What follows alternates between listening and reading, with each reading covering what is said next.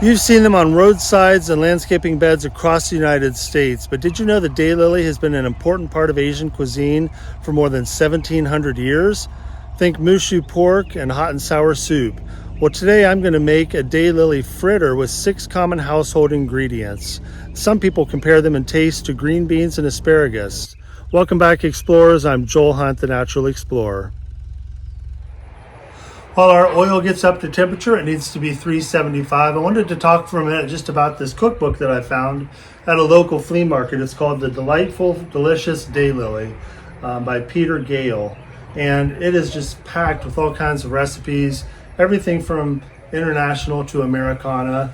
They have Chinese daylilies. I saw a recipe in here for pickled buds. Really cool. So I encourage you, if you're out at a fair, street market or something, and they have a cookbook section, that you just leaf through it. You never know what kind of gems you're going to find. This author also made one for dandelions. So in the springtime, I'm going to try a couple of those recipes. So I've already washed and prepared my buds, toweled them off.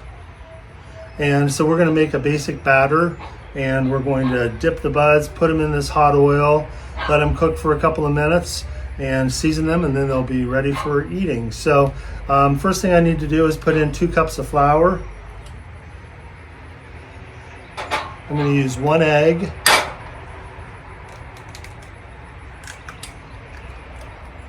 And I'm just going to give that a quick stir before I add my milk to loosen up the yolk. We want to make sure that the buds have a nice covering, so they're nice and fluffy. And this called for 1.5 cups of milk. I'm going to go on the shy side because I don't want it to be too runny.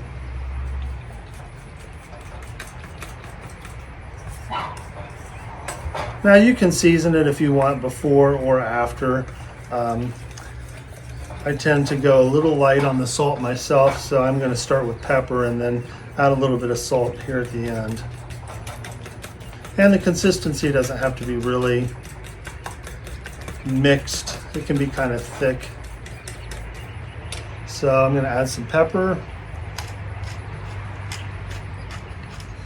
And I did test my oil just a minute ago, and it was almost at temperature.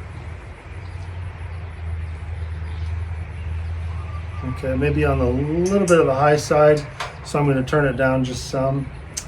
And stir in this pepper, and then start dropping in my buds. So I'm going to get a little messy. That's okay. That's what makes it fun. It's a great activity for families, especially in the spring and the summertime when kids are looking for something to do. Okay. So we're going to watch as we put these in here so we don't get hit with the oil. And that's just corn oil that I used. I thought that would be a good flavoring. So, yep, they're starting to pop already.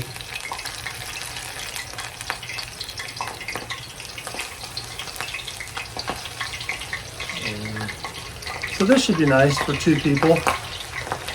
So there's a couple things about the daylilies that I found to be interesting. So they do come in different colors, different varieties.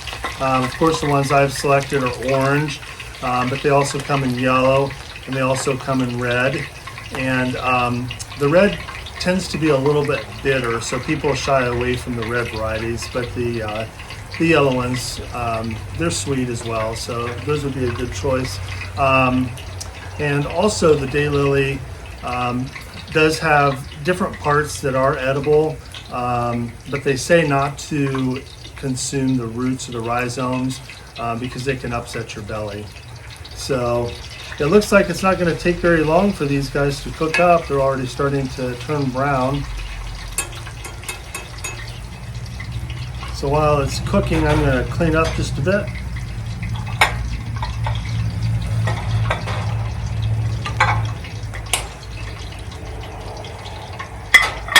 I've been wanting to try some recipes from this book since I got it last summer, and I just happened to drive by a nice patch of daylilies on my way home from work today, and I thought this would be a good day. Yeah, these are cooking up really nice. So the flower itself, they call it a daylily because it only blooms for one day. And then this will close up and then fall off. This is the bud that we're using. So they grow in clusters. Some people say they're aggressive. I really think they're beautiful myself. I'm kind of fond of the yellow ones, but it's always kind of nice to be driving through the country and seeing those, and in people's landscaping beds as well. Yeah, so these are turning out really good.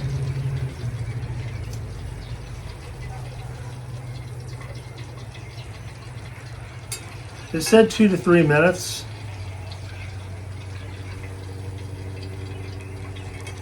And they're just starting to open up and get a golden batter on them. So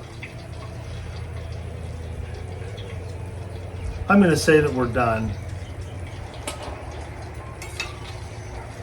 Be careful of this hot oil.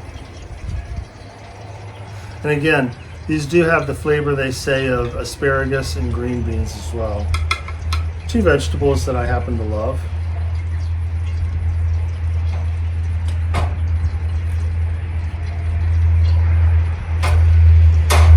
Give a little bit of salt on top. And I'm going to show you what they look like. And now the fun part.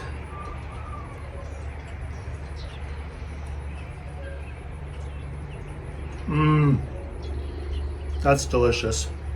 Of course, any fried food is delicious, but this is a nice subtle flavor. And then I can taste the green beans.